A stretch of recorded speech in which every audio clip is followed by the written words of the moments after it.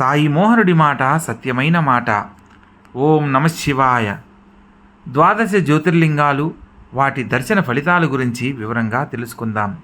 సౌరాష్ట్రే సోమనాథంచ శ్రీశైలే మల్లికార్జునం, ఉజ్జయిన్యాం మహాకాలం ఓంకారే త్వమరేశ్వరం, వైద్యనాథం చితాభూమో ఢాకిన్యాం భీమశంకరం, సేతుబందేతు రామేశం నాగేశం ధారుకావణే, వారణస్యాంతు విశ్వేశం త్రయంబకం గౌతమితటే, కేదారం హిమోత్పృష్టే గృష్మేశంచ శివాలయే, ఏతాని జ్యోతిర్లింగాని నామాని సాయం ప్రాతః పఠేన్నరః సప్తజన్మకృతం పాపం స్మరణేన వినశ్యతి.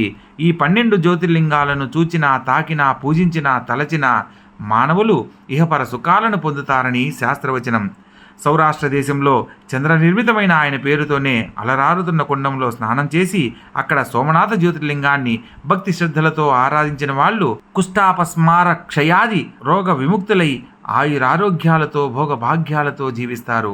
ఇక రెండవది, ఆంధ్రప్రదేశ్లోని శ్రీశైలంలో మల్లికార్జున నామంతో వెలిసిన శివుని జ్యోతిర్లింగ ఆరాధన వలన సర్వవిధ దరిద్రాలు సమసిపోయి సద్యుశుభాలేర్పడి అనంతరం మోక్షపదం కలుగుతుంది. ఇక మూడవది, ఉజ్జయిని మహాకాళేశ్వరుడు. ఉజ్జయిని మహాకాళనామకమైన జ్యోతిర్లింగార్చన వలన భయరాహిత్యము, విద్యాపాఠవము, భోగభాగ్యాలు సమకూరి అన్నింటా విజయం సంప్రాప్తిస్తుంది. ఇక నాలుగవది, అమరేశ్వర పరమేశ్వర ఓంకారేశ్వరాది సార్థక నామధేయాలతో ఓంకారేశ్వరంలో వెలువడిన శివుని జ్యోతిర్లింగాన్ని పూజించడం వలన ఇహపరాలు రెండింటా కృతార్థత లభిస్తుంది. ఇక ఐదవది, శ్రీహరి యొక్క 2 అంశాలైన నరనారాయణుల ప్రార్థనతో ఆవిర్భవించిన జ్యోతిర్లింగం హిమవత్ పర్వం మీద ఉంది. కేదారేశ్వరుడిగా పేరు వహించిన ఇక్కడి లింగారాధన సర్వ అభిష్టాలను నెరవేరుస్తుంది. ఇక్కడి రేతహకుండంలోని నీళ్లతో 3 సార్లు ఆచమించడమే ముక్తికి చేరువ మార్గమని మునివాక్యం. ఇక ఆరవది, ఢాకిని అనే ప్రదేశంలో ఉన్న జ్యోతిర్లింగం పేరు భీమశంకరలింగం. ప్రాణావసానుడై ఉన్న భక్తుడి రక్షణార్థమై వెలిసిన ఈ లింగారాధన వలన అన్ని విధాల భయాలు అంతరించి శత్రుజయం కలుగుతుంది, అకాల మృత్యువులు తప్పిపోతాయి. ఇక ఏడవది, సర్వ ప్రపంచం చేత సేవించబడుతున్న విశ్వేశ్వరలింగం కాశీలో ఉంది. ఈ పుణ్యక్షేత్ర దర్శన పాత్రం సమస్తమైన కర్మబంధాల నుంచి విముక్తులవుతారు.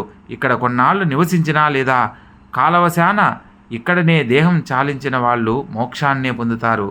ఇక ఎనిమిదవది, మహారాష్ట్ర నాసిక్లో ఉన్న జ్యోతిర్లింగం పేరు త్రయంబకేశ్వరలింగం. దీని ఆరాధన వలన అన్ని కోరికలు తీరుతాయి, అపవాదులు నశిస్తాయి. చితాభూమిలో ఉన్న జ్యోతిర్లింగం ఇక 9వది, వైద్యనాథుడు. ఈ లింగారాధన వలన భక్తి ముక్తులే కాకుండా అనేక విధాలైన వ్యాధులు హరింపబడతాయని ప్రతీతి. ఇక 10వది, నాగేశ్వర జ్యోతిర్లింగం. ఈ లింగ దర్శనార్చనాదుల వలన సమస్తమైన భవభయాలే కాకుండా మహాపాతక ఉపపాతకాలు కూడా నశించిపోతాయి. ఇక 11వది, శ్రీరాముని కోరిక మేరకు రామేశ్వరంలో జ్యోతిర్లింగంగా వెలిసిన శివుడు రామేశ్వరుడనే పేరుతోనే విరాజిల్లుతున్నాడు. కాశీలోని గంగాజలాన్ని తెచ్చి ఇక్కడ లింగానికి అభిషేకం చేసిన వాళ్ళు జీవన్ముక్తులవుతారని ప్రఖ్యాతి. ఇక 12వది, గృష్మేశ్వరుడు. శివాలయమనే కొలనులో భక్తరక్షణార్థమై ప్రభవించిన ఈ స్వయంభూలింగం భక్తుల ఇలను అందజేస్తుంది. సర్వం శ్రీ శివార్పణమస్తు. శుభం భూయాత్.